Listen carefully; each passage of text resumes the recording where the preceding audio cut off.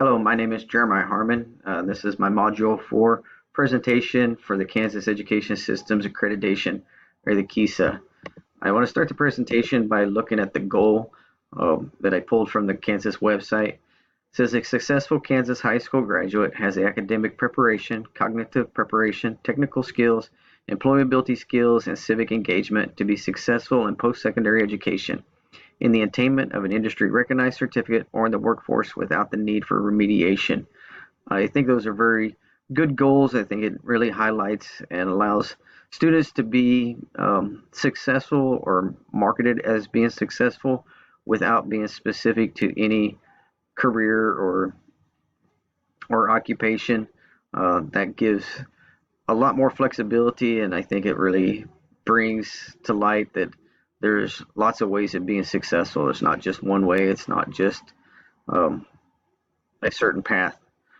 For the Hutchinson High School, we are joining the model, the KESA model this year. We've previously been part of the Advanced Ed accreditation, and we are finishing that up. And the school was able to get, I guess, permission or allowed to finish the accreditation model that we were currently in, and then we are starting in the KESA mid-year of year 3 or midstream in year 3. For things that they've done or where we're at now is they do have a district leadership team that is working through the process, collecting data on the goals through the STOIC, do walkthrough forums, and each staff member does an individual goal reflection sheet. We do those about 9 times a year. And then they're also collecting data from the core academic areas of math, English, science, social studies, things like that. And then also each of our career pathways turns in certain goals and achievements for different students. Such as for me, I teach welding, and students that earn AWS accreditations or OSHA 10 certificates, we report all that, and that is calculated into that data as well. For the 5 R's frameworks, talking about relationships, relevance, and responsive cultures and rigors. I'll speak specifically to rigor as far as where it relates into career and technical education.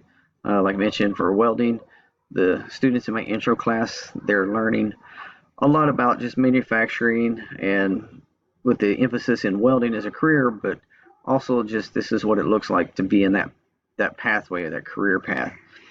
Through it, a student can achieve different levels of accreditation through AWS and through OSHA as well.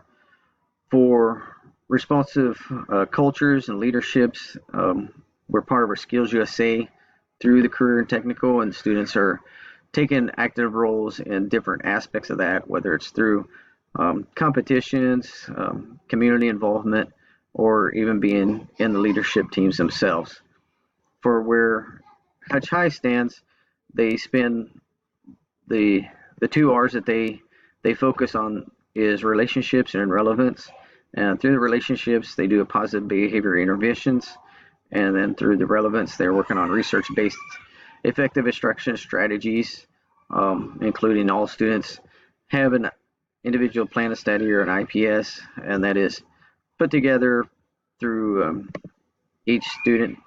If they're in a seminar, that seminar instructor takes the time to help work with the students and make sure that they are filling those out and working through that. As far as things that I would do, as mentioned before, we've not completely transferred into the KESA, and some of our future in services will be based off of what that looks like and things like that. So exactly what the school is doing and where we play a role into that, I really wouldn't say that I would change much at all. I'd actually probably keep doing what we are doing. Kind of the purpose or the way that I understand it is it's not meant to just drop what you're doing and pick this other thing up. It is meant to kind of transition. And right now, since we're collecting data based off of the goals through the KESA, I think it would be kind of irresponsible to make any major changes one way or another. I think we've worked very hard at looking at what the school can do, where the programs of employment are and stuff like that. So I really commend the school for continuing to do as we're doing, and certainly commend for the state for allowing the schools the ability to do such. But that is all that I have.